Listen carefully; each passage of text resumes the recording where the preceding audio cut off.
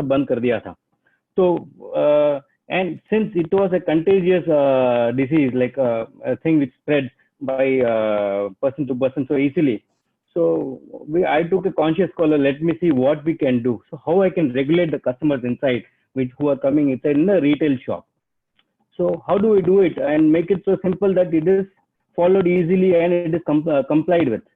Now, if you make it too complicated, then it doesn't serve the purpose because the message is not passed on so easily. Then, are you able to hear me? Yeah, absolutely, Dinesh. Carry on. Yeah. So previously I thought probably what I will do is to regulate the customers, I will reduce the number of baskets. So the question came, now what if the same customer wants to buy more? Then he has to take one more basket inside. So as the baskets start accumulating in the billing counter, then I could see the more number of baskets, the number of baskets which I wanted to be in the entrance surpassed because we could not regulate the customers taking more baskets when they got inside. So what I had to do is I had to tag my basket.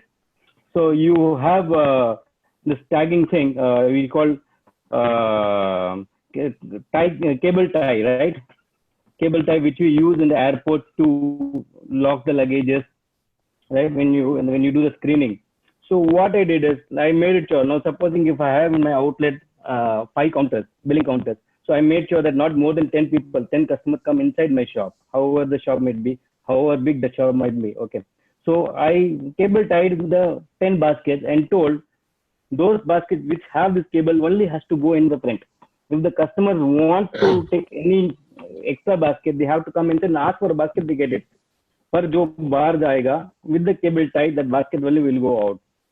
So I didn't have to think too much कि बराबर regulate हो रहा है कि नहीं हो रहा है, because instruction है यही है कि with the cable tie any basket is there that goes out.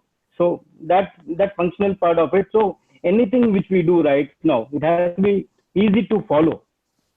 If you make it more complicated, because ये इतना नया है ये सब चीज, for them it will become very difficult to follow. And as you say, बाकी जो है, now if you see there are so many messages being passed on WhatsApp कि जो hand sanitizers के जो machines आ रहे हैं, with the foot you just press and you get this hand sanitizers and everything. That's fine, you बाहर तो रख दिया परवाह नहीं, but how do you know that everyone who's coming inside वो press करके hand sanitize करके आ रहा है कि नहीं आ रहा है? So and once you're not sure, I think you should not take a chance. अगर एक आदमी बंदा लगा दिया, so what happens is the continuous आप baskets जो clean करते हो, and you also able to monitor whether these customers who are coming inside are getting sanitized or not. So that one part of it happens. And जो मेरे retail, I mean whatever I'm speaking is generally basically in terms of a retail perspective. Okay, अगर आप अंदर आते हो, so previously in our retail, the filling part of it and the grading part of it, whatever used to be done in front of in the retail front itself, no, we took it entire to the back end.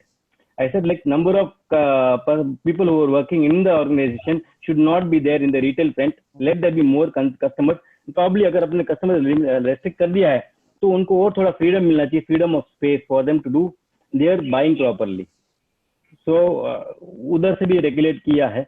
And जैसे अभी क्या होता था कि there was a time like I think everyone must be knowing Coimbatore market. It has become world famous.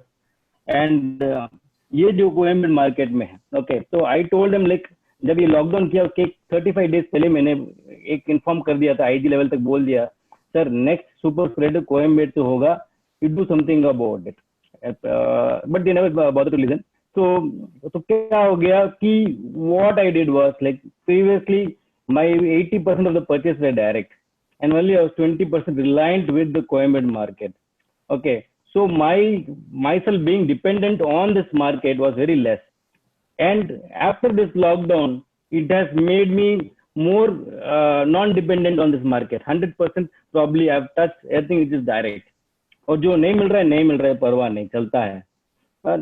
No, overall if you see, in terms of regulating the number of people working in the organization, अभी जैसे कि working hours कम कर दिया है. Now, how do you manage these people? You cannot employ everyone. Dinesh, I think there are a few who are yet struggling to hear you while I'm able to hear you very clearly. But what we'll do is maybe it's something to do with the connection, I guess, because kabhi tootta hai. I'll suggest No, just your voice is also breaking. Yeah. okay. So maybe I think we'll just give you another minute, Dinesh. Just summarize your takeaways and learnings, and we'll try to hand over the mic to Shri Gaurav Kumar ji, and let's see. Yeah, Hopefully, that'll his be perfect. That'll transmission be is perfect. better. That'll be perfect. Yeah. Yeah. See, now every business has its own challenges in this particular circumstances, which is very new to all of us. Okay. So instead of being too ambitious, okay, let us take a measured call, seeing what the current circumstances is, and that is what I felt. And it's not easy to take decision before you have faced the situation. Now, as and when whatever you face, you have to go accordingly. Just like there are things when the government will say whatever it has to say. The secretariat called us and told they are going to shut down the market. So you make your purchases 10x of what you're doing now. Okay, I said, now what about the people who are there who are going to monitor all the things? He said, no, you have to maintain with the same number of people. So don't go by anything else other than your own judgment, because nothing else is going to support you unless, if it is your own method and your own way of thinking, that is what is going to help you. So take decisions as per the situation which is there right now. Don't पहले से सोच के मत जाओ, because it is not going to help you at all. So this is my take, whatever I have learned from this.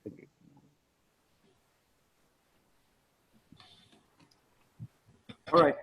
Thank you so much, Dinesh Bhaiya. It was good. You know, we get to know, because I think you're one of the first ones to be running the thing during the lockdown. So everybody was interested in knowing how it happened, and I think it's a good input from you. And like you said, everybody needs to understand what is good for their own business and their own situation, whether it's employees or customer. Thanks so much for giving your inputs. Appreciate it. Now, can I have Kaushik Karnani introduce the speaker to the gathering, please? Jai Shri Krishna and morning all. It's a pleasure to introduce Mr. Gaurav to the forum here today. Mr. K. Gaurav Kumar is a fellow member of ICSI with a bachelor's degree from DG Vaishnav College and completed his master's degree MBA Finance full-time from the Loyola Institute of Business Administration, Chennai.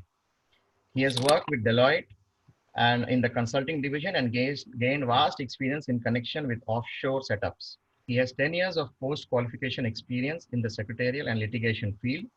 He is also a lawyer by qualification. He is also an active literary contributor to various forums such as the Institute of Company Secretaries of India, Tax Guru, Taxman, and CASC publications, with a total of 120 publications till date. He is also an active speaker at various forums. Till date, Mr. Gaurav Kumar has given some 129 presentations on various topics at various places. Mr. K. Gaurav Kumar also represents at various forums and tribunals such as NCLT, Pan India, NCLAT, NCDRC, FEMA, Chennai and Mumbai, IRDA, RERA, IPR, MSME, and others. Few of his notable reported cases have been Trivitron, Bilroth, Dugar, etc. Welcome, Mr. Gaurav. Over to you, Navneet. Thank you. Hi. Thanks, Mr. Gaurav. The floor is open. First of all, I'd like to thank the organizing team, that is the president, Mr. Jawarji, Mundra ji, and Navneet Bhaiya ji, Anuj Bihani ji, Komal Dhiran ji, Kaushik Karnani ji, and all of those members who have taken out time today to come and assemble in this online meeting of this very important topic of MSME. And technically, I'm happy to come over here again. One of my earlier presentations was during the time when I had given on NCLT, IBC, and other recovery-related prospects. And this is my second time which I have been invited. Hope I have done well on account of the last presentation. Anyways, so on and so forth. With reference to the current presentation which I had been called upon, I would address everyone in Hindi, because last time around when I addressed, there was a request to me that I address everyone in Hindi. So this time around, I'll make sure that I address everyone in Hindi so that everyone is lucid about what I'm going to talk about. So starting with the presentation flow, मैं presentation flow का शुरुआत करने जा रहा हूँ. ये total process ये है. Sir, मुझे screen share करना था. I wanted the screen sharing option. Is it enabled? Yes, you have the rights to screen share. Yeah.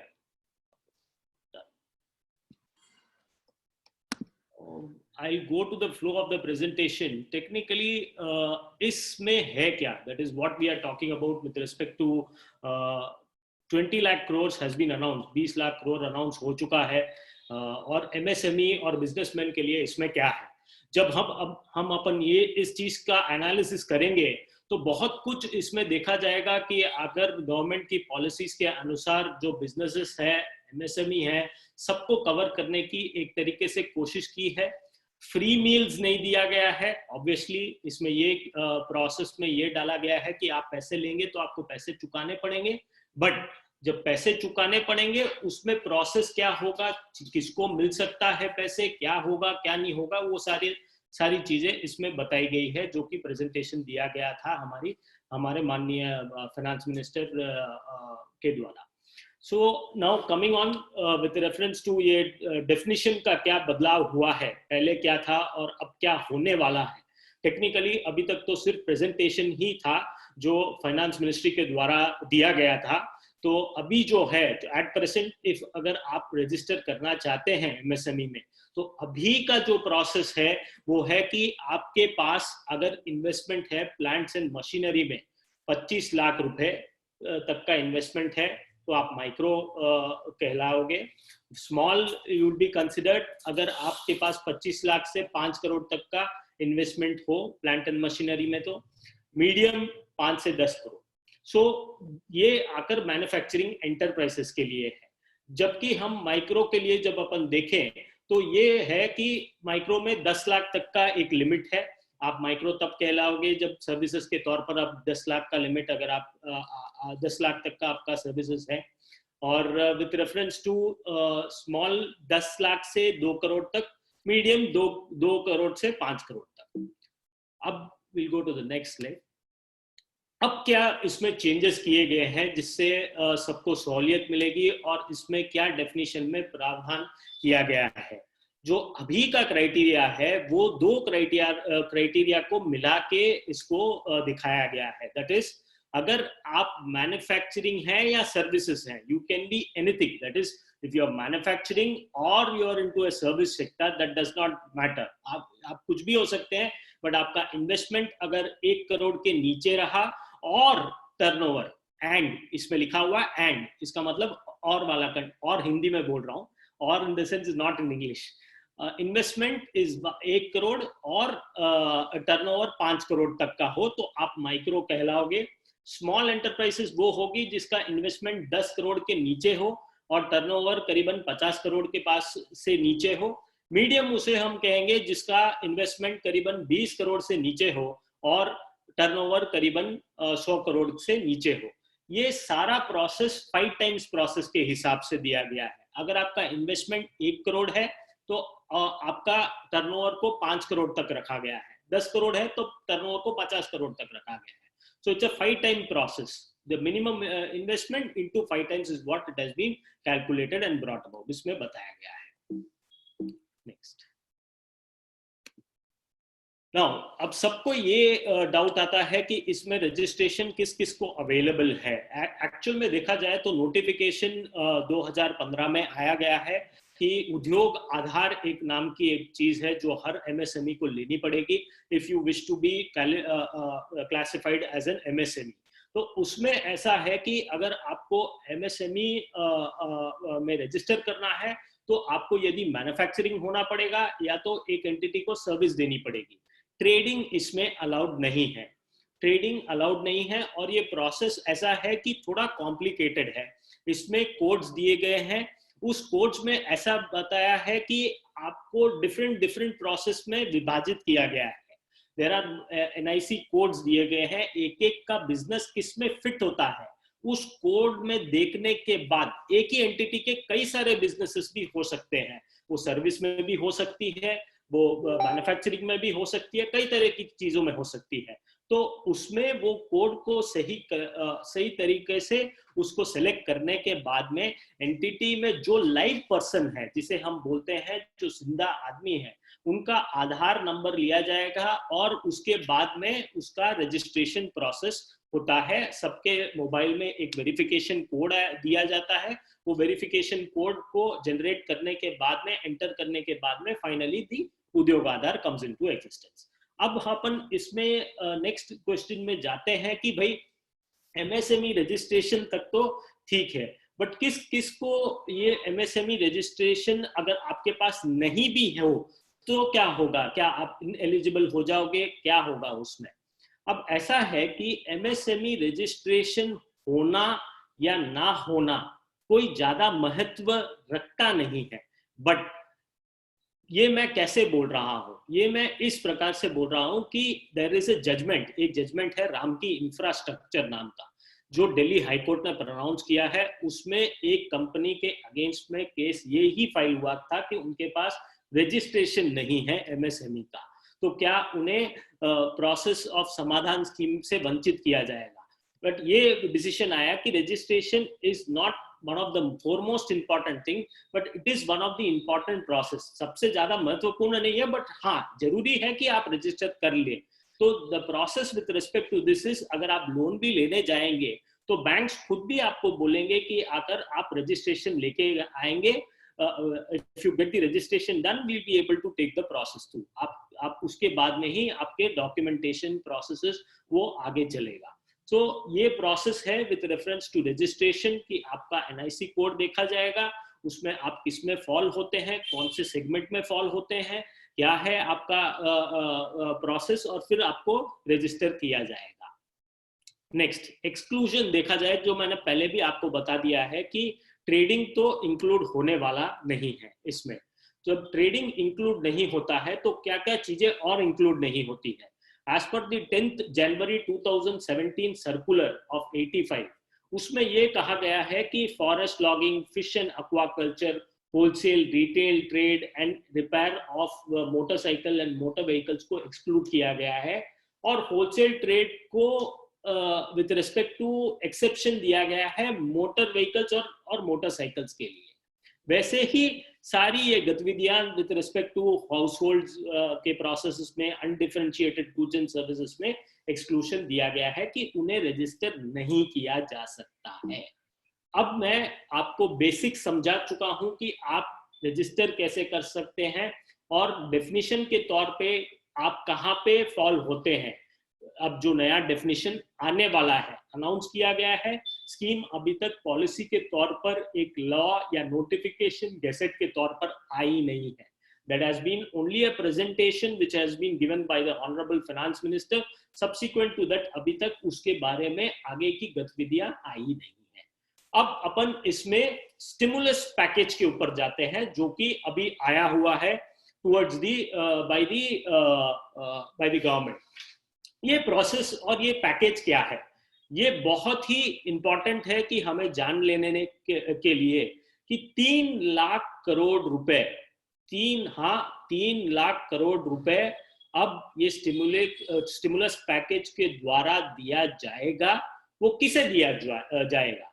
वो उन्हें दिया जाएगा जो लोग ऑलरेडी बिजनेस कर रहे हैं या MSME है। इसमें businesses/MSME दिया गया है गवर्नमेंट के प्रेजेंटेशन में। तो उसमें क्या इंक्लूड हो जाता है, मैं लिबरल इंटरप्रिटेशन अभी के तौर पे ले रहा हूं कि बिजनेसेस बोलने का ये महत्व हो जाता है उनका कि इवन ट्रेडिंग को भी इंक्लूड कर लेना चाहिए। As far as it is concern with respect to MSME को तो मिलेगा ही मिलेगा, बट पॉलिसीज आउट नहीं है 3 लाख करोड़ के प्रति। उनके प्रेजेंटेशन में ये दिया हुआ है businesses/MSME। तो बिजनेसेस के तौर पे तो हर कोई कवर हो जाता है, MSME के तौर पे जब अपन देखते हैं तो उसकी एक रेस्पेक्टिव क्राइटेरियाज है जो हमने पहले डिस्कस कर लिए हैं कि डेफिनेशन के अनुसार किस किस को कवर किया जाएगा। अब जब 3 लाख करोड़ हम बोल रहे हैं कि इसमें चीजें हैं कि 3 लाख करोड़ दिया जाएगा, तो वो किन्हें दिया जाएगा? 3 लाख करोड़ रुपए उन MSME को दिया जाएगा जो कि हैं अच्छे बिजनेसेस, जो डिफॉल्ट नहीं किए हैं, जिनका पर्याप्त तरीके से सारे रिटर्न सब कुछ फाइल हो चुका है। जस्ट बिकॉज ये पैंडेमिक आया है उसके वजह से उनके शटर्स डाउन हो गए हैं, उनका दुकान और धंधा नहीं खुल रहा है, उनके रॉ मटेरियल सप्लायर्स को पेमेंट नहीं जा रहे हैं। वैसे उनका लोन सही है, जो बैंकों ने दिया है वो सही टाइम पे उसका कर्तव्य का निर्वाह कर रहे हैं, कोई प्रॉब्लम नहीं है with respect to paying their loan amounts as well as interest amount. So ये 3 लाख करोड़ रुपए उन MSMEs और बिजनेसेस को दिया जाएगा जो कि स्टैंडर्ड अच्छे असेट्स वाली MSMEs हैं, जिनका कोई डिफॉल्ट नहीं है, जो क्लीन है, जो सब तरीके से उनका कंप्लायंसेस भी है, उनको 3 लाख करोड़ रुपए का ये बेनिफिट मिलेगा। अच्छा, जब हम 3 लाख करोड़ की बात करते हैं तो अब ये प्रोसेस में क्या चीज है, क्या आपको कोई कोलैटरल देनी पड़ेगी? नहीं, अभी के तौर पर जो लिस्ट किया गया है, कोई कोलैटरल देने की कोई जरूरत नहीं है। आपकी एग्जिस्टिंग जो भी बोरोइंग है, जो कि 29/2/2020 के तहत आपका जो आउटस्टैंडिंग है, जो कि उन बोरोरर्स के लिए है जिनका आउटस्टैंडिंग 25 करोड़ से नीचे और 100 करोड़ के नीचे हो टर्नओवर, वो लोग ही एलिजिबल है। अगर मान लीजिए 25 करोड़ का आपका 20 करोड़ का आपका आउटस्टैंडिंग है, तो आपको 20% ज्यादा, जो कि 4 करोड़ रुपए आपको इमीडिएटली एक इमरजेंसी क्रेडिट लाइन के द्वारा दी जाएगी। दैट इज, आपको एक सेपरेट अकाउंट दे दिया जाएगा, उसके द्वारा जब आपको जरूरत हो, ऐसा नहीं कि हर एक को इमीडिएटली बोलते ही प्रधानमंत्री ने और निर्मला सीतारामन जी ने अनाउंस किया है तो हर कोई बोलेगा कि मुझे पैसे दे दीजिए करके। ऐसा नहीं है, जिसको जरूरत है ये इमरजेंसी क्रेडिट लाइन के द्वारा ये पैसा दिया जाएगा। अगर आपको जरूरत नहीं है तो आप पहले से इन्फॉर्म कर सकते हैं, आपको जरूरत है तो you can put in a request with reference to this also. अगर आप देखेंगे कि इसमें जब आपको कोलैटरल देना नहीं है तो इसमें क्या आपके लिए प्रोसेस में सबसे एक अलग चीज जो बोली गई है, ये बोली गई है कि आपको 1 साल तक टिल 1 ईयर प्रिंसिपल देने की कोई जरूरत नहीं है, आपको इंटरेस्ट देने की जरूरत होगी। वो भी इंटरेस्ट को ये लोग कैप कर देंगे टू एन एक्सटेंट। इंटरेस्ट को कैप करना किसे बोलते हैं? अगर फ्लोटिंग इंटरेस्ट होता है तो उसको कैप कर दिया जाएगा, और अगर इंटरेस्ट अभी के तौर पे भी ज्यादा है तो उसे कम करके जितना हो सके सरकार इसमें आपके पॉकेट में पैसे डाले जैसे एक कार्य कर रही है। और ये जितने भी पैसे जो दिए जाएंगे, ये टोटल इसकी क्रेडिट गारंटी जो ले रही है वो सरकार ले रही है। मान लीजिए कल आप इस पे डिफॉल्ट कर जाते हैं तो ये इस गारंटी में सरकार कवर करेगी इन बैंकों को। तो ये टोटल स्कीम जो है ये लाइव है 2020 31 अक्टूबर तक, और ये कोई भी बिजनेस के लिए जो मैं अभी के तौर पे इंटरप्रेट कर रहा हूं, जो कि अभी तक पॉलिसी बाहर नहीं आई है, जो आया है प्रेजेंटेशन के तौर पे आया है, उसमें बिजनेसेस / MSME दिया गया है। तो हर एक आदमी को इसमें कवर मिल सकता है जिसका लोन अच्छा है और जिसने डिफॉल्ट नहीं किया है बैंक के साथ। इसमें सरकार ये देखती है कि करीबन 45 लाख यूनिट कवर हो सकते हैं जो इसमें आने को रेडी होंगे। नेक्स्ट, अब सबसे महत्वपूर्ण बात, जो अच्छा है वो तो ठीक है, जो ऑलरेडी बुरा हो चुका है, जो ऑलरेडी जिसके NPA चल रहे हैं, जिसके स्ट्रेस एसेट है, और जो उद्योग जो काम नहीं कर पा रहे हैं, प्लस उन्होंने 3 महीना अपना डिफॉल्ट ऑलरेडी करके रखा है जिसके वजह से वो NPA हो चुके हैं, उनके लिए क्या है? उनके लिए सरकार ने ये बोला है कि हम आपको 20,000 करोड़ तक का एक पैसा देंगे, और ये पैसा एक सबऑर्डिनेट डेट के तौर पे दिया जाएगा। आपको ये मैं बता दूं कि स्ट्रेस्ड MSME के लिए पैसे देना आज की तारीख में बहुत जरूरी है, क्योंकि सारे बिजनेसेस बंद होने के कगार के कारण ये एक प्रोसेस उन सभी लोगों को बहुत ही एक संजीवनी के तरह ये सामने आया है, क्योंकि इसमें करीबन 20,000 करोड़ में 4,000 करोड़ तो खुद सरकार आकर इसके ऊपर गारंटी ले रही है कि कोई अगर डिफॉल्ट कर भी देवे तो सरकार इस चीज में अपना कंट्रीब्यूशन दे देगी, कवर दे देगी।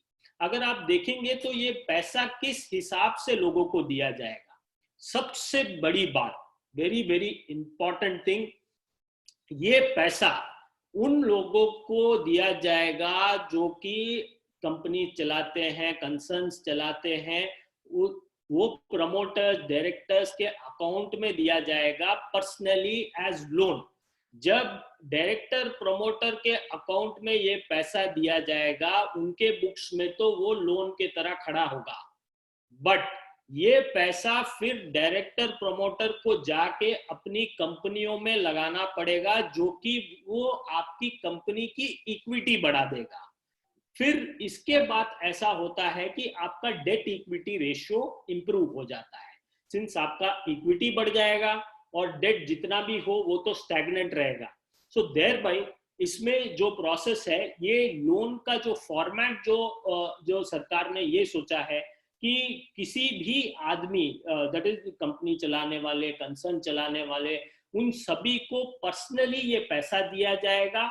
और ये पैसा देते वक्त स्वाभाविक है कि इस समय भी सरकार ये देख सकती है बैंकों के द्वारा कि आपकी क्रेडिट रेटिंग अच्छी है कि नहीं, या ऑब्वियसली एमएसएमई में अभी जब स्ट्रेस बढ़ चुका है, एनपीए हो चुका है, तो आपकी क्रेडिट रेटिंग अच्छी नहीं होगी।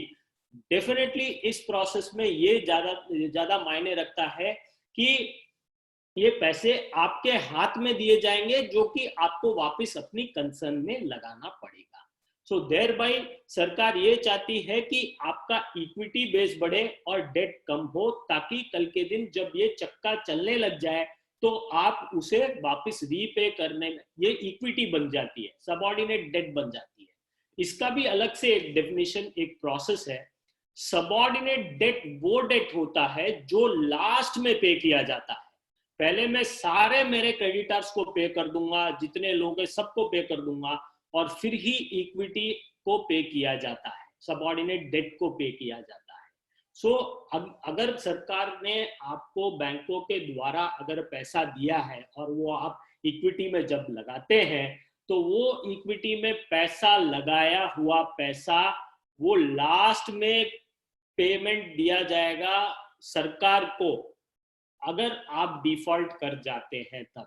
The liability to pay to the government will arise at the last stage when the closure of the concern is there. So thereby government ये करीबन इतना बड़ा रिस्क उठा रही है इस प्रोसेस में कि सारे स्ट्रेस्ड एमएसएमईओ को ये पैसा दिया जाए।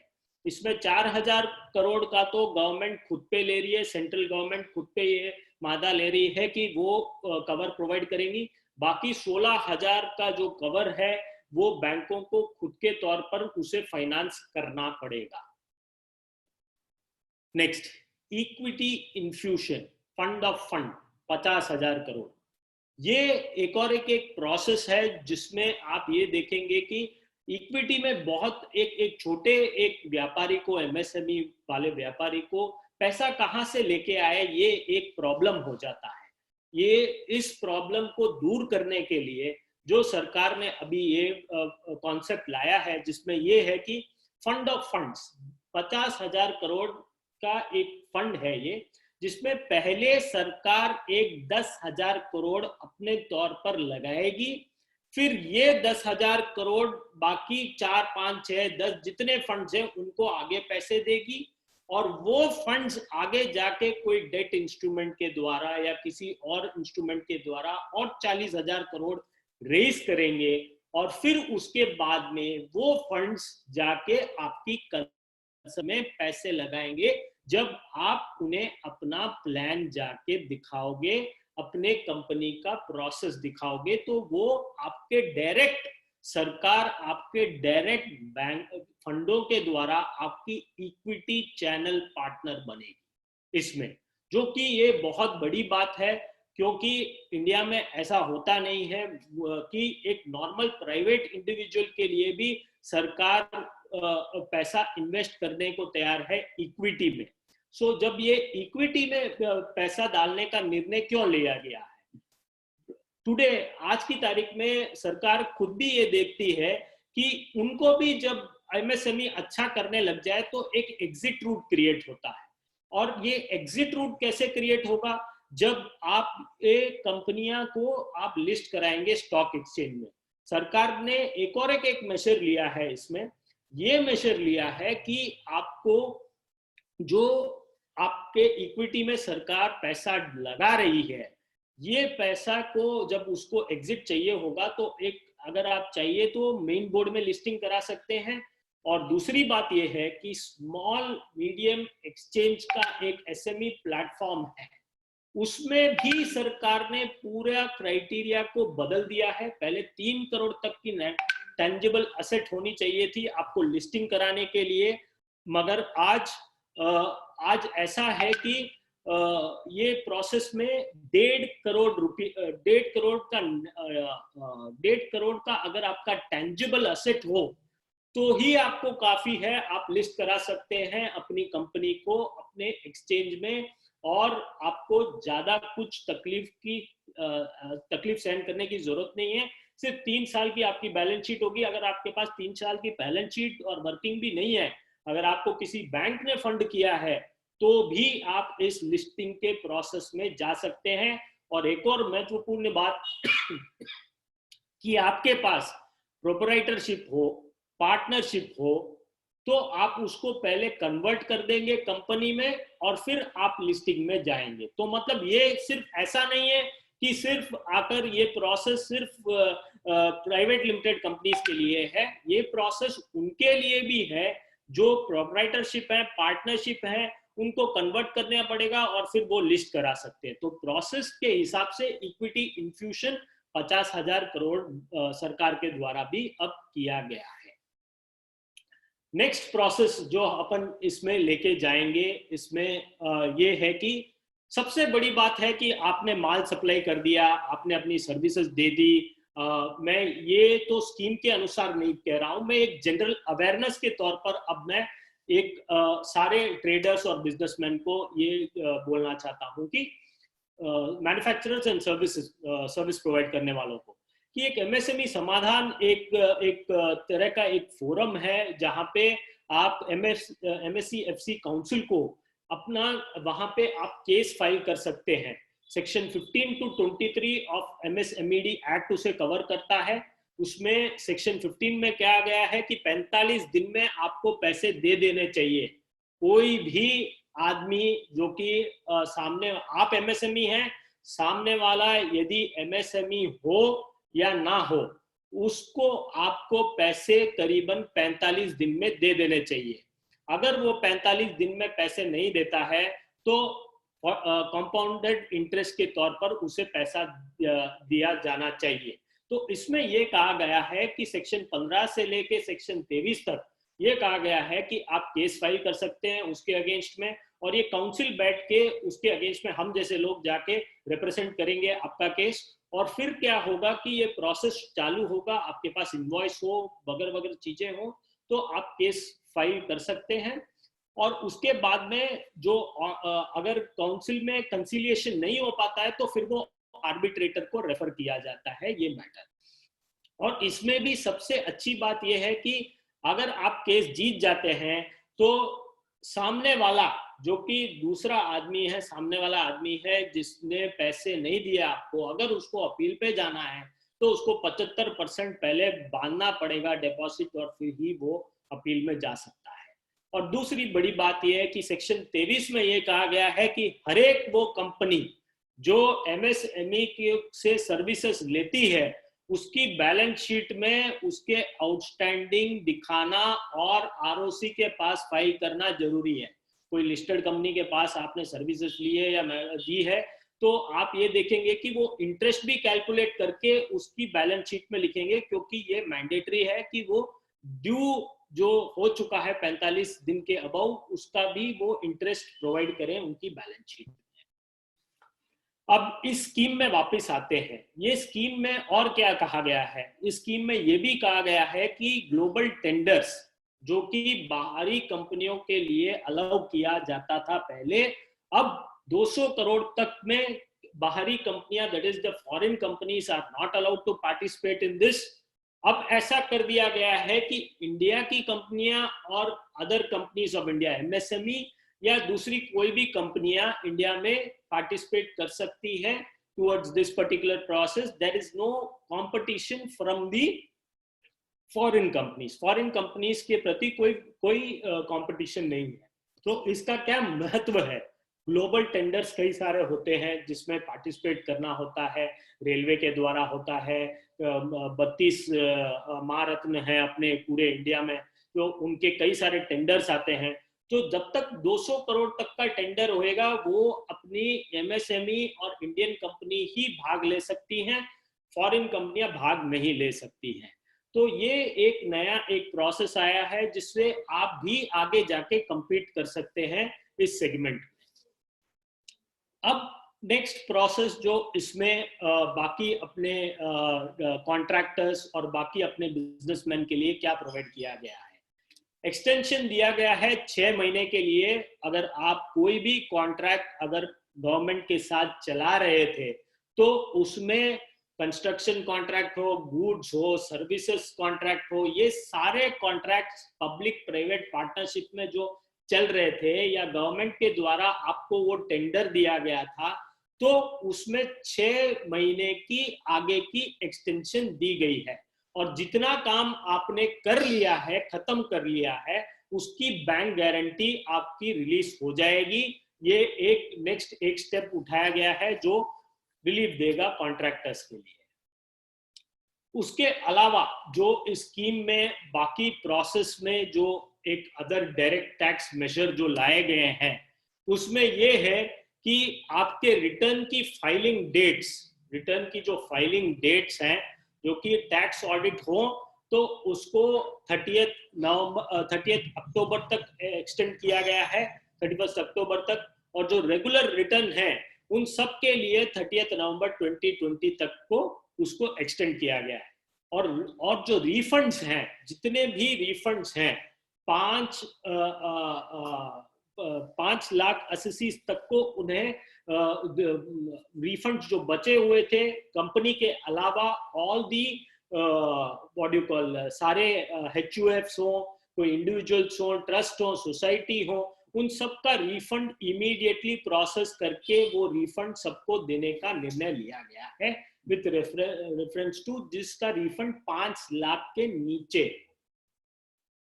नेक्स्ट, अब ये है कि जैसे मैंने कहा कि अगर आपने गवर्नमेंट को सप्लाई किया है, कोई माल सप्लाई किया है या कुछ सप्लाई किया है, तो गवर्नमेंट भी खुद आकर अपने पैसे जल्दी रिलीज जिसने नहीं किए हों, तो उसका अभी ये डायरेक्शन आया है कि 45 दिन के अंदर अंदर जितने भी ड्यूज हों गवर्नमेंट के द्वारा, ये सारे ड्यूज अभी रिलीज किए जाएं इमीडिएटली। और एक ई मार्केट लिंकेज फैसिलिटी क्रिएट किया जाए, जो कि अब तो फिजिकली एक फेयर्स और एग्जीबिशन होना थोड़ा मुश्किल है एमएसएमई के लिए। तो इसके वजह से एक नया एक ई मार्केट लिंकेज फैसिलिटी होगी जिसमें फिनटेक कंपनीज को इन्वॉल्व किया जाएगा और पूरी तौर पर ये एक मार्केट बनेगा जिसमें लोग पार्टिसिपेट कर सकते हैं ऑनलाइन और अपना पूरा एग्जिबिट कर सकते हैं टोटल ट्रेड और प्रोसेसेस वो क्या करते हैं अपने बिजनेसेस में। अगर आप देखेंगे तो बिजनेसेस के लिए क्या किया गया है फॉर एम्प्लॉयर, एम्प्लॉई वगैरह वगैरह में, एक सबसे इम्पॉर्टेंट बात जो है जो बिजनेसेस के लिए किया गया है by the government is that कि 15,000 के नीचे जो काम वाले हैं और जो यूनिट्स रजिस्टर्ड हैं ईपीएफ में, जो यूनिट्स रजिस्टर्ड हैं ईपीएफ में, यूजुअली ऐसा होता है कि 20 से ऊपर होने पर आप रजिस्ट्रेशन कराते हैं। तो उस सेगमेंट में अगर आपके करीबन मान लीजिए 100 एम्प्लॉइज के नीचे हों और 90% जिनकी आय 15,000 रुपया से कम हो, उनके लिए गवर्नमेंट ने एक टोटल अप्रैल मई जून का तो पैसा दिया ही है।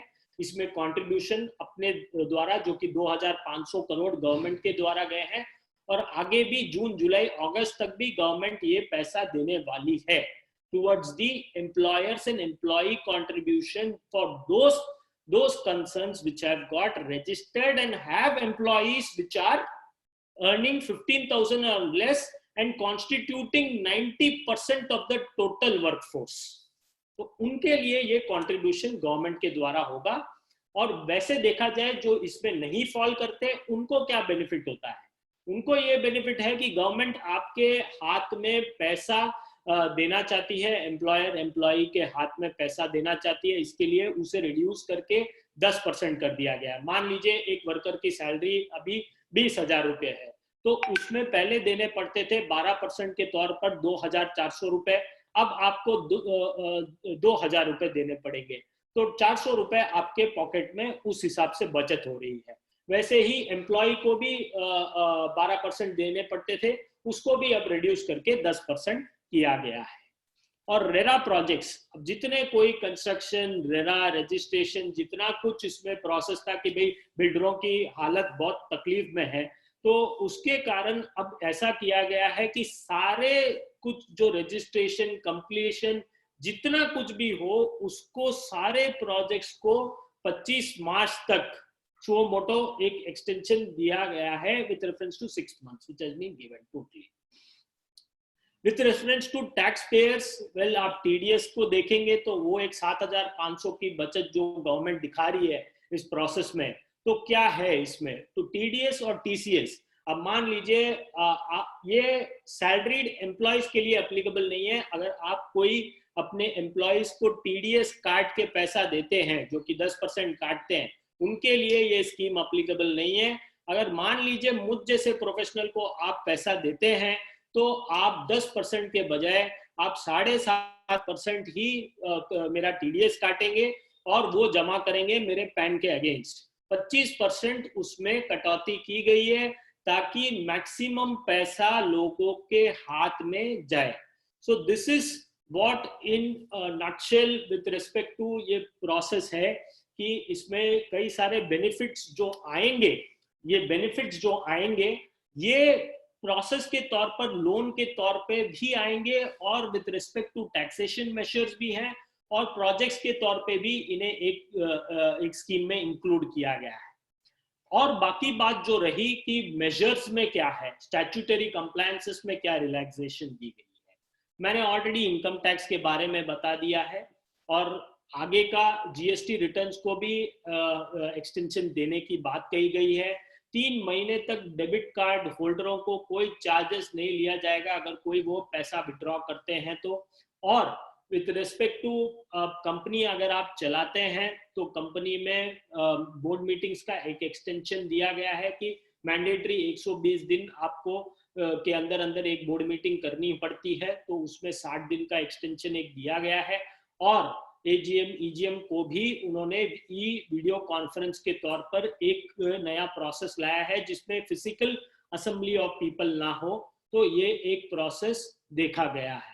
सो इन सम एंड सब्सटेंस अगर अपन देखा जाए तो इस स्कीम में ज्यादातर जितने भी मेजर अभी दिए गए हैं वो मेजर्स ऐसे हैं कि आप आत्मनिर्भर हो जाए, खुद से ही आपका धंधा आप आगे चला पाए। वो प्रोसेस को एक इवॉल्व किया गया है, लोगों के हाथ में पैसा देने का एक प्रोसेस ऐसा बनाया गया है कि हाँ हम आपको पैसे देंगे, बट वो पैसे आपको हमें वापस देने पड़ेंगे on subjected terms and conditions on a timeline which is being stipulated by the bank।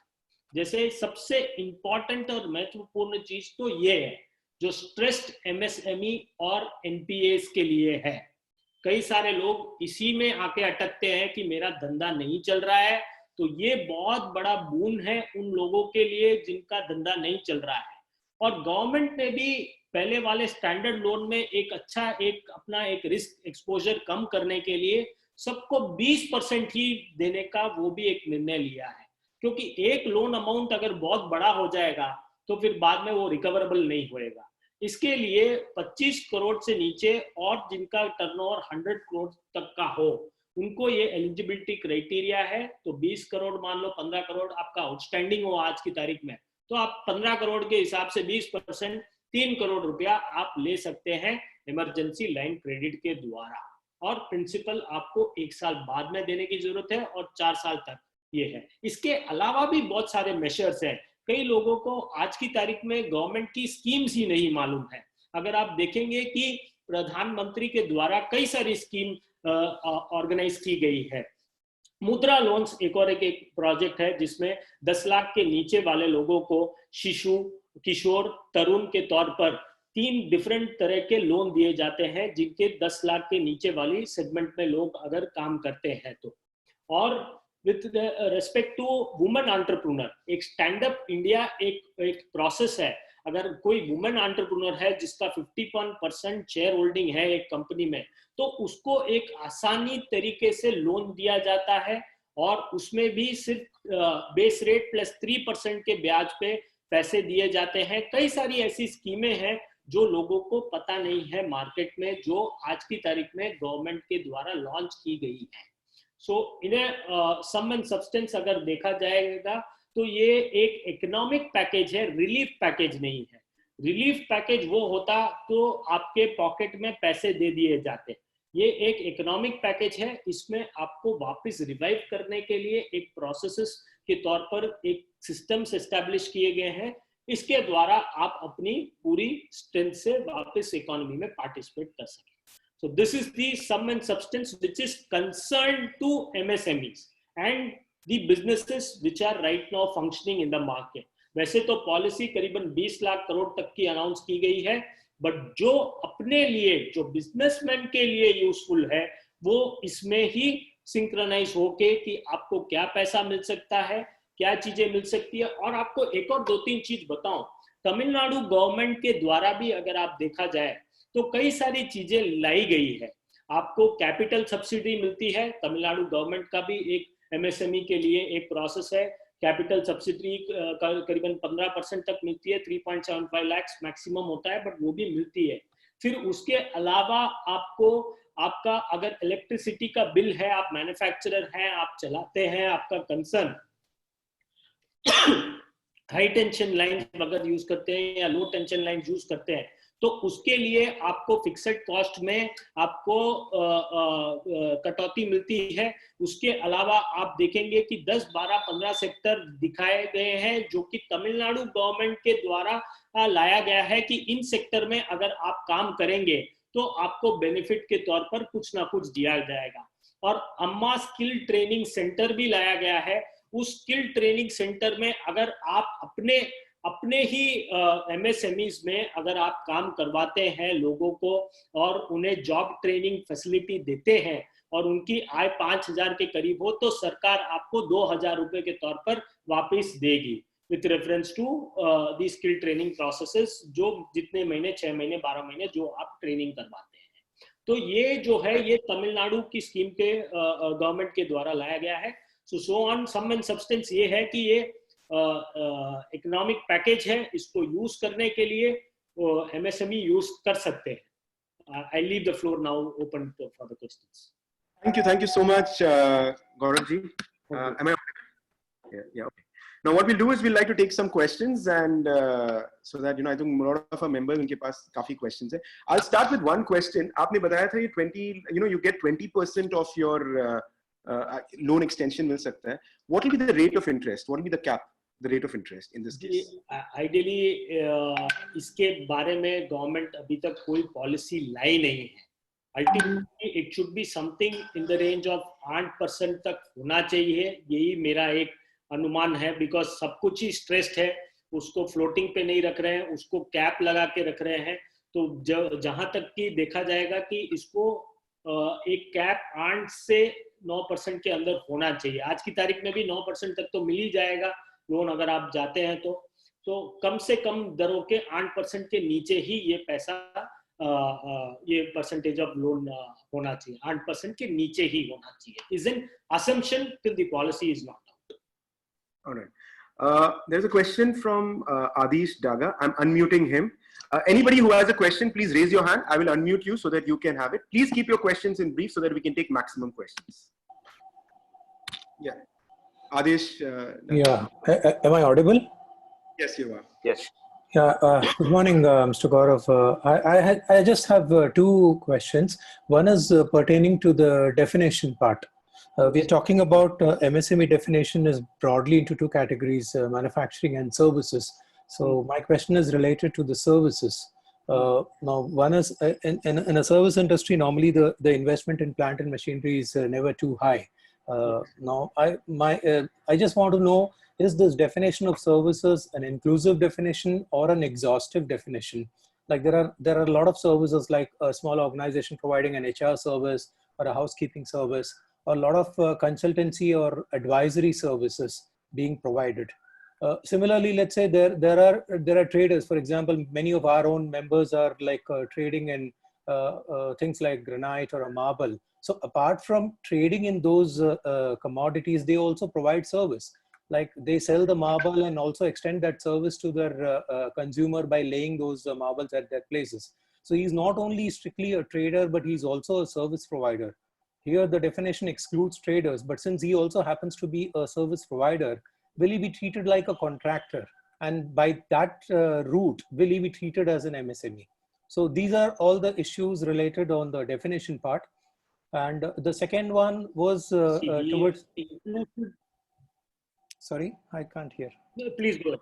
Please go ahead. Please go ahead. Yeah, and the second one is related to the various assistance being provided. So my base question is, since most of these assistance are going to be reaching the MSME sector through the banks, and we all know banks are still, not come out of their mindset of risk aversion. So the point is, for an existing stressed asset, since he's already into a problem and his bankers are very well aware of that problem, will this really change the mindset of the banker to go out of the way and provide that kind of an assistance to bail him out?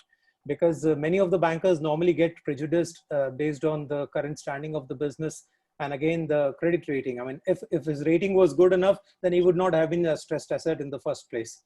And then second is, for a first timer MSME, if he wants to really get started seeking all this assistance, with the backdrop of this kind of a risk aversion, bankers are like, again, once bitten, twice shy. Will they be really keen to extend and have that kind of a risk appetite for a starter? These are my issues. Thanks. One prospect is with respect to आपने जो मुझे पूछा है कि क्या जैसे एक marble trader और उसके साथ में एक बिजनेस है जो कि वो सर्विस भी प्रोवाइड करता है, क्या हम उसे रजिस्टर कर सकते हैं या नहीं कर सकते हैं या किस में कर सकते हैं? तो आपको रजिस्ट्रेशन एक क्यूमुलेटिव एस्पेक्ट तौर पे सोच के लेना पड़ता है. इसमें आपको, आप सर्विसेज दे रहे हैं तो आपको सर्विसेज के तौर पे ही आपको रजिस्ट्रेशन लेना पड़ेगा, क्योंकि आप मार्बल ग्रेनाइट्स का ही ले लीजिए, या तो आप क्वारिंग कर रहे हैं, आपका क्वारिंग का प्लांट इधर हो तो आप उसको यहाँ पे रजिस्टर कर सकते हैं. नहीं, आप सर्विसेज दे रहे हैं तो आप सर्विसेज के तौर पर that is installation services etcetera अगर आप दे रहे हैं तो उसको आप रजिस्टर कर सकते हैं. So the process is with respect to that. Next, with respect to क्या माइंडसेट चेंज होगा बैंक का, ऐसा है कि सरकार ने ये क्लियर कट बैंक के लिए भी एक पॉलिसी जो लाते हैं उसमें एक इंक्लूसिव रोल प्ले करने का प्रोसेस होता है. इसमें हर एक बैंक को, जैसे आपने बोला कि स्ट्रेस्ड एसेट है, ऑलरेडी स्ट्रेस्ड है, तो उनका क्या, उनका माइंडसेट बदलेगा नहीं बदलेगा? ये माइंडसेट बदलने के लिए ही ये 20,000 करोड़ का जो स्कीम है, ये माइंडसेट बदलने के लिए ही है. और इसमें भी आप देखेंगे कि उठाते ही पैसे नहीं दे देंगे बैंक्स, लिमिट में थोड़े थोड़े तरीके पर आपको जितना चाहिए उस हिसाब से वो देंगे.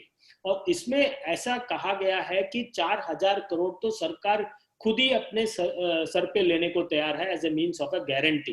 तो ये जो स्ट्रेस्ड एमएसएमई है उनके लिए जो क्रेडिट रेटिंग है, जो प्रोसेस है, ऑलरेडी एनपीए, ये तो ना केवल स्ट्रेस्ड है, एनपीए भी हैं ये लोग, तो उनके लिए तो ये प्रोसेस इसी के लिए लाया गया है. This has been brought about only for them, for those kinds of people who are NPS. And the mindset with respect to it is that obviously now also if you see there is एक योजना है जहाँ पे women's को loan देना पड़ता है, हर branch को 2 लोन्स एटलीस्ट करने पड़ते हैं. वैसे ही एक सेट टारगेट्स गवर्नमेंट देती है इन बैंकों को भी कि भाई आपको ऐसे आरबीआई, गवर्नमेंट बोल तो RBI in this case, that you have to sanction these many, even in for example MSME एक प्रायोरिटी सेक्टर के तौर पर भी एक लेंडिंग होता है. तो इसमें जब अपन देखा जाए तो एक टोटल बैलेंस शीट में भी अगर बैंक की एक बैलेंस शीट हो तो 1% उसका MSME को देना चाहिए करके एक रूल रेगुलेशन ऑलरेडी है। तो इसमें जब अपन देखेंगे तो ये उनको भी ये काम करना ही है, ऐसा नहीं है कि वो they can obfuscate from this responsibility. They have to get it done. So this is my answer towards your both the questions. All right, thank you so much. If with the permission of everybody, if we can extend it by another 10 minutes, because I see there are a couple of questions in hand. I hope everybody is okay. Extension of another 10 minutes in the whole thing. Okay, next question is from Kamal Falor. I'm unmuting him.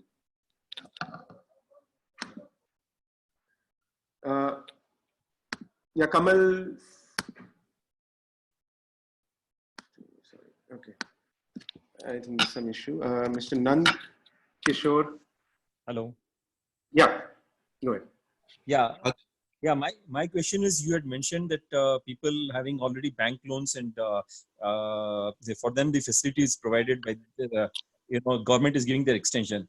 What happens if people require the funds now at this particular point of time and they've not used, don't have any outstandings or credit limits with the bank?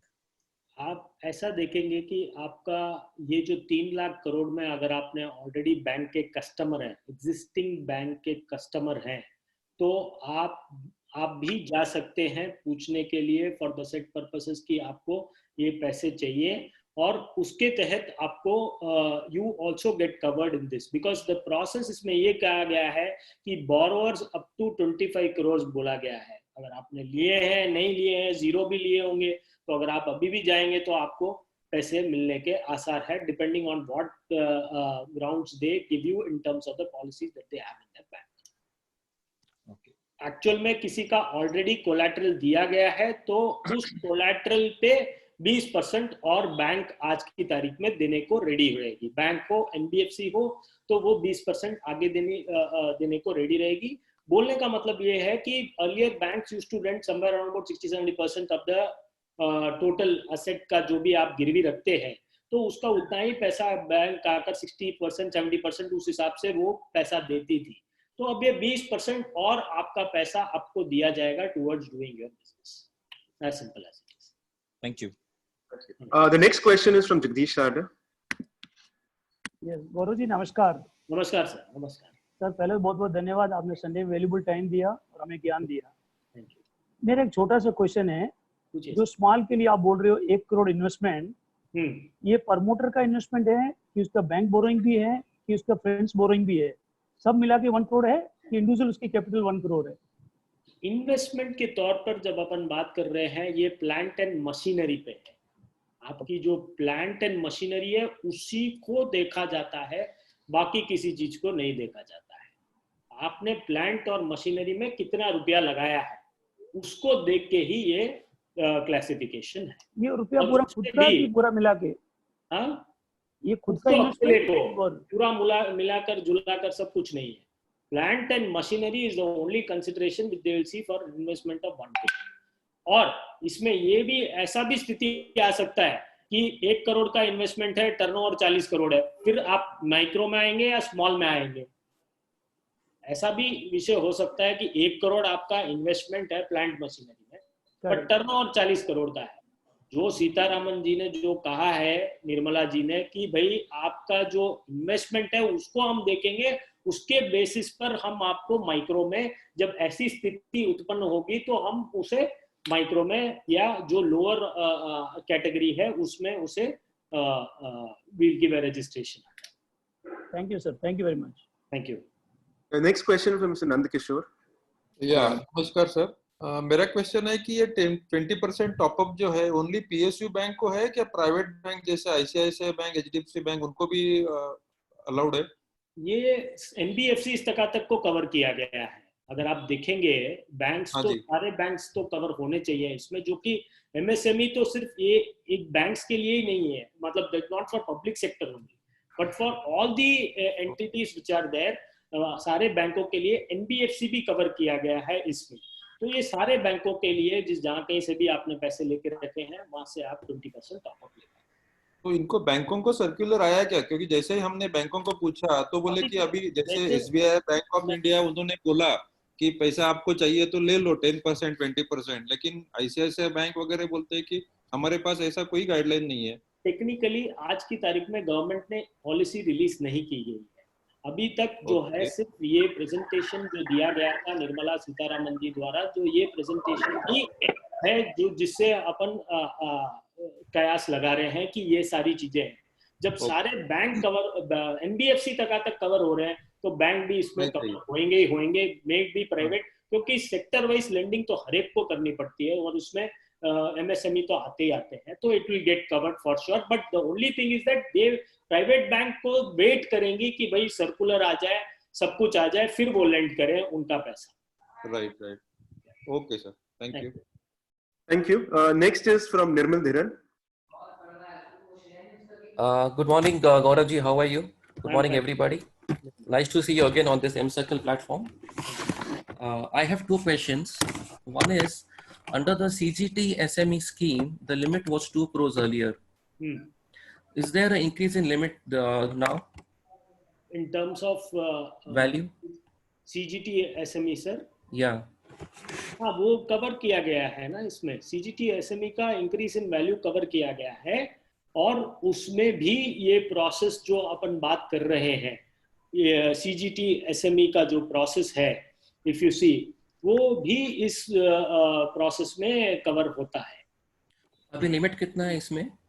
बढ़ाई हुई limit आकर अभी तक बोली नहीं गई है through the government channel, policy के द्वारा नहीं आया है, लेकिन उसके बढ़ाने की बात जरूर आई है through the presentation of Nirmala Sitharaman. Okay, second question is, if you already have an existing loan, आपको सीजीटी एसएमई में लोन नहीं मिलता है? Is it like that? आपको, आपका कंसर्न क्या है? आपका कंसर्न मैन्युफैक्चरिंग है, सर्विसेज है, या कैसा टाइप का कंसर्न है आपका? मैन्युफैक्चरिंग है। तो आपने आपकी लिमिट्स एग्जॉस्ट कर दी है, या किस हिसाब का आपने, I mean this is more of a personal question, I would rather, I will put it this way, because see, there are people who are already having loans with collateral. ठीक है। CGT SME doesn't require any collateral. Yes. Okay, so if there is a chance where people can shift from their collateral loan to a collateral free loan, it is well and good for everybody. So yes. I have spoken to a few banks earlier where they tell that if you have an existing loan where you have given a collateral, you are not allowed to take a collateral free loan from CGT SME. Is it something like this? See, सबका एक process होता है banking में, debt equity ratio देखना, आपकी कितनी पूंजी लगाई हुई है और क्या दिया हुआ है, क्या नहीं दिया हुआ है करके। आपने जब आपको सीजीटी एसएमई में जब ये पैसा दिया जाता है, तो एक गारंटी के तौर पर ये एक पैसा दिया जाता है आपको विदाउट एनी कोलैटरल। जैसे आपने कहा कि आपने एक बैंक को कोलैटरल दे चुके हैं, तो the relying on your businesses to be, first charge कहाँ क्रिएट होगा? आपके कोई एसेट होगी, कुछ भी होगी, तो वो पैसा रिकवर नहीं कर पाएंगे। So as per the banks policy, it is, अगर आपने कहीं से पैसा लेके रखा है और ऑलरेडी आपने कोलैटरल दे के रखा है, तो सीजीटी एसएमई में कोई भी कंसर्न को फंडिंग लेना will be a difficult task without that is without the collateral. Okay, thank you. Thank you. Thanks so much. Next question from Kamal Bangar. Good afternoon, Gaurav ji and all M-Circle friends. मेरा question है eligibility के बारे में. Suppose plant, I'm audible? You're audible. You're audible. Suppose plant and machinery का जो आपने investment बताया, some of our people, like any of company is taking the plant and machinery on lease, so it is not a direct investment. So in that case, what happens? It has to be your investment with reference to the process investment. 1 crore के नीचे आपका हो, आपकी पूंजी लगाई गई हो, तो आप उसमें आ सकते हैं। Otherwise the lease or any form of capital invested which is not your own money, then it will be difficult to classify you. No, I mean to say, suppose अभी जैसे threshold limit is up to, say, what is the limit for the 1 crore है micro के लिए, 10 करोड़ है small के लिए। Suppose 20 crore is there for the medium, ठीक है, and somebody has invested say 30 crores, but 20 crore own है और 10 करोड़ उसने लीज पे मशीन ले रखी है, तो in that case what happens? जो आपकी ओन मशीनरी है, total investment of your own, वो प्रोसेस में देखा जाएगा कि 20 करोड़ आपका खुद का है, जो लीज में ली गई है वो तो आप you will be paying lease rentals towards the same. So the owned asset criterion will be taken into consideration for the said purposes of doing this classification and registration. So I just, in fact, I want to know that we can avoid by taking lease machine, we can get into the eligibility or not. I just want to understand that. It is better that way, sir. It is better that way. And how about suppose export is not included in the turnover for eligibility? Is it included? Turnover means turnover which is there in total, sir. That's it. No, like turnover is going beyond 100 crore, suppose, which I think further they are going to revise to 250 crore. Because last 3 days back, Gadkari ji told that he is So in that case, he told also that maybe export will be not included in that. So like अगर 250 करोड़ का आपका turnover है, उसके ऊपर अगर 100 करोड़ आप export भी कर रहे हो, तो still you will be taken as 250 crore only. ठीक है सर, सबसे पहली बात ये है कि आज की तारीख में जो ये MSME का जो डेफिनेशन का मॉडिफिकेशन जो हम बोल रहे हैं, वो मॉडिफिकेशन आने के लिए गवर्नमेंट नोटिफिकेशन इश्यू करना है कि भाई ये जो मैं स्लाइड दिखा रहा हूँ, ये माइक्रो, स्मॉल, मीडियम आपको दिख रहा है सर? हाँ जी।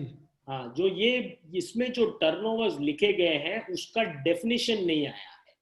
जब ये डेफिनेशन आएगा तब अपने को पता चलेगा turnover includes all the turnover given in the top line of the balance sheet or excludes specifically XYZ.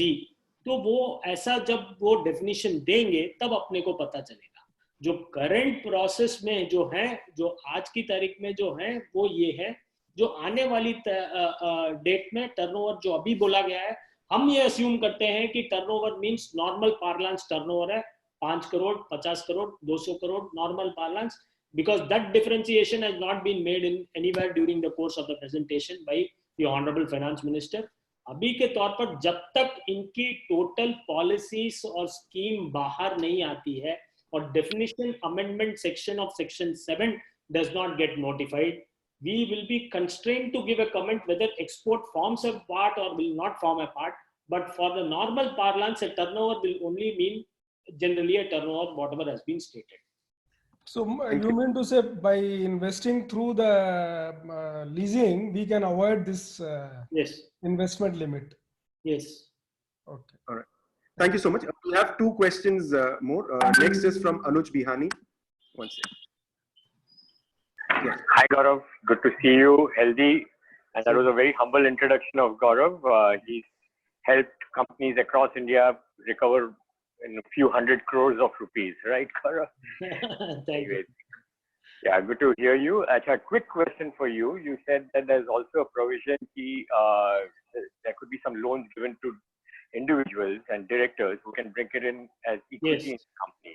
So can you explain a little more on what would be the basis of evaluating how much and how does that work? See, what has been stated is this 20,000 crores, जो 20,000 करोड़ के बारे में बताया गया है, ये है कि ये टोटल आपके खाते में, प्रमोटर के खाते में पैसा आएगा। That is, आपको लोन दिया जाएगा, आपकी बैलेंस शीट देखी जाएगी, आपकी पर्सनल असेट्स लायबिलिटीज देखने के बाद, क्रेडिट रेटिंग एवेल्युएट करने के बाद में आपको पैसा, मान लीजिए आपके 10 लोन ऑलरेडी है, पर्सनल फाइल में ही है, तो फिर उसके बाद में ये क्राइटेरिया थोड़ा सा प्रॉब्लम में आ जाता है।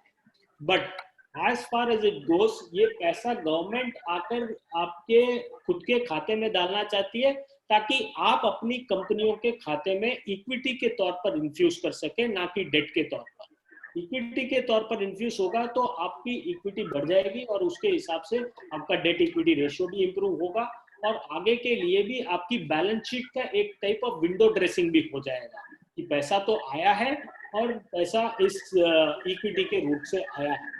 ये ऑटोमेटिक नहीं है। पहले की स्लाइड में जो मैंने बताया था 3 लाख करोड़, उसमें ऑटोमेटिक प्रोसेस बताया गया है कि भाई आप ऑलरेडी लोन ले चुके हैं तो आपको 20% मिलेगा वगैरह वगैरह बोला गया था। उसमें ज्यादा पेपर वर्क का जिक्र नहीं किया गया है। बट इसमें जो है, जो 20,000 करोड़ रुपए जो आने के हैं, जो प्रमोटर के खाते में डाले जाएंगे, इसमें जो पेपर वर्क होगा और जो प्रोसेस होगा वो गवर्नमेंट अभी तक बताना बाकी है, जिसकी वजह से इसको एक सबऑर्डिनेट डेट के तौर पे भी बोला गया है। ये बहुत ही इंपॉर्टेंट है। अगर आपकी कंपनी डूब गई, मान लीजिए कंपनी डूब गई, तो ये पैसे भी रिकवरेबल नहीं हो जाते हैं गवर्नमेंट को भी। Government is also becoming a part of your losses if when it participate by means of an equity, that is giving money to you in your personal balance sheet and then you infusing it through equity.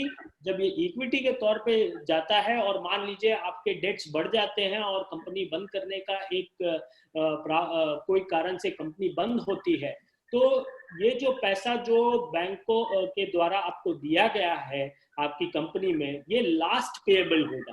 First payable will be the secured creditors etcetera etcetera, उन सबको पहले पैसा दिया जाएगा। ये पैसा सबसे last माना जाएगा।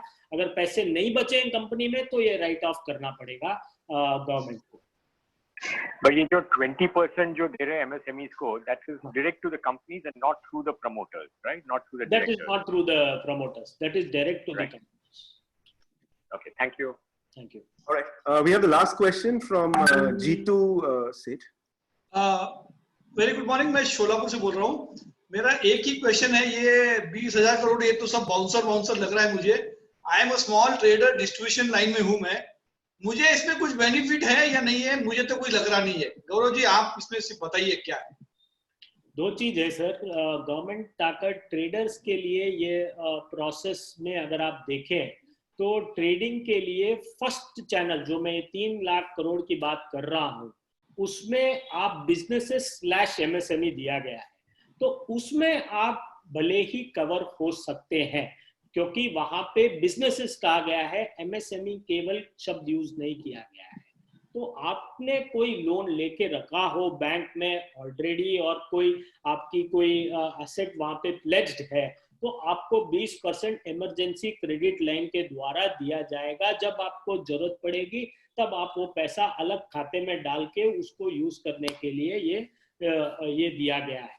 ट्रेडर्स परसे के लिए ये टोटल स्कीम में अगर देखा जाए तो ये एक 3 लाख करोड़ में मे बी कवरेबल को ही मैं बोल सकता हूं अभी के लिए, क्योंकि ये प्रेजेंटेशन मात्र के द्वारा हम इसमें असम्पशन लगा रहे हैं। फाइनल पॉलिसीज जब आएगी, स्कीम आएगी नोटिफिकेशन के द्वारा, तब अपने को पता चल जाएगा कि भाई सारे बिजनेसेस को ये कवर कर पाएंगे या नहीं कर पाएंगे, which is inclusive of trading.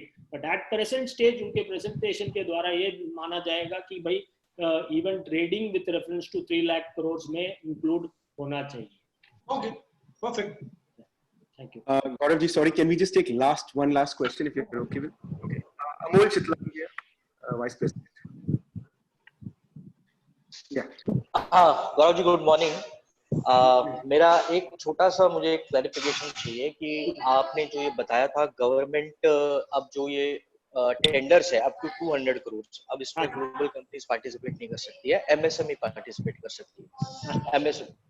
और साथ ही में MSME को जो नया क्राइटेरिया दिया है रिस्ट्रिक्शन में वो टर्नओवर का 150 करोड़, तो साहब 200 करोड़ का टेंडर और 150 करोड़ का टर्नओवर वो कैसे पार्टिसिपेट करेगी? वो तो बाहर हो जाएगी। देखिए सर, अब प्रोसेस ये है कि इफ यू एक्सक्लूड आप MSME के डेफिनेशन में पहले आ रहे हैं नहीं आ रहे हैं, फर्स्ट एक प्रोसेस रहेगा। और दूसरी बात ये है कि जो 200 करोड़ का टेंडर है उसमें केवल MSME ही पार्टिसिपेट करेगी, ऐसा नहीं कहा है गवर्नमेंट। इवन अदर कंपनीज भी पार्टिसिपेट कर सकती हैं। अगर आप देखेंगे मेरा स्लाइड जो मैंने डाल के रखा है। Correct sir. हाँ। बट MSME कैसे पार्टिसिपेट करेगी 200 करोड़ वाले में? क्योंकि वो तो टर्नओवर लिमिट क्रॉस कर जाएगा 150 करोड़ से। तो आप MSME के अंडर नहीं आएंगे ना सर। इफ आप डेफिनेशन के तौर पे ही मार खा रहे हैं अगर आप नहीं आएंगे उसमें तो आप अदर कंपनी के तौर पे आप पार्टिसिपेट कर पाएंगे ना। और ये जो एमएसएमई की डेफिनेशन है सर, अगर मैं जाऊं तो 150 करोड़ आपका टर्नओवर है। मैंने आपको 3 क्राइटेरिया बताए हैं कि भाई 20 करोड़ आपका इन्वेस्टमेंट हो तो 100 करोड़ तक का आपका टर्नओवर साथ में तो आपको एमएसएमई के तौर पर गिना जाएगा, मीडियम एंटरप्राइज आप बन जाएंगे। ठीक है, जब आप ये क्राइटेरिया का ही उल्लंघन करेंगे, that is with respect to 150 crore हो जाएंगे, तो how will you be called as an MSME at the first place? You will become an other company which is greater in terms of the MSME, that is normal bigger companies जिसे बोलते हैं, other companies में आप follow कर जाते हैं, but आप भी उस टर्नओवर वो टेंडर में पार्टिसिपेट कर पाएंगे, क्योंकि बाहर की कंपनियां, इवन आदित्य बिरला, टाटा, कोई भी पार्टिसिपेट कर सकता है, बिकॉज उनके बोलने के अनुसार तो ऐसा है कि सारी कंपनियां और एंड एमएसएमईज भी दोनों को इंक्लूड किया गया है इस 200 करोड़ तक के टेंडर्स में। और सर ये एमएसएमई की डेफिनेशन, इसका नोटिफिकेशन अभी आया है कि नहीं आया?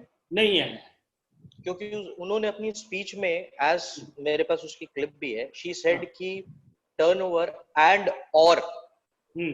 हाँ करेक्ट, ये दैट इज एब्सोल्युटली राइट जो आप बोल रहे हैं। सबसे पहला बात ये था कि उन्होंने और बोल दिया था अपने प्रेजेंटेशन में, बट ऐसा नहीं है, ये प्रेजेंटेशन एंड वाला प्रेजेंटेशन है, और वाला प्रेजेंटेशन है। Right, thank you so much, Gaurav ji. Thank you really very much for having accepted so many questions, and really appreciate your patience. It was a very exhaustive session. In fact, I know many of our members, in fact, last 2-3 दिन में they have registered themselves into MSME. I know personally 2-3 members. Anyway, thank you once again. Now I'll request our secretary, Keshav Mundra, to kindly present the vote of thanks. Good afternoon. Thank you all for joining in. Thank you, first of all, Dinesh Bhai, for sharing your perspective. Thank you, Gaurav ji. You are no stranger to M-Circle. Thank you, sir. A lot of us members are already using your services. Thank you. It was a wonderful knowledge sharing session, and you helped us decode a lot of what was there in the stimulus package. Thank you, sir. This was the need of the hour, and you did a fabulous job. Thank you, Gaurav ji. I'm sure many would connect with you again should they require more clarifications. Thank you all for joining. Thanks. Thank you all. On the screen, you have Mr. Gaurav's contact details. You can just take a screenshot of the same, or in the meantime, I can even ask Mr. Gaurav if you can share it and I can circulate it across to everybody. Right? Thanks. Thank you. Thank you all.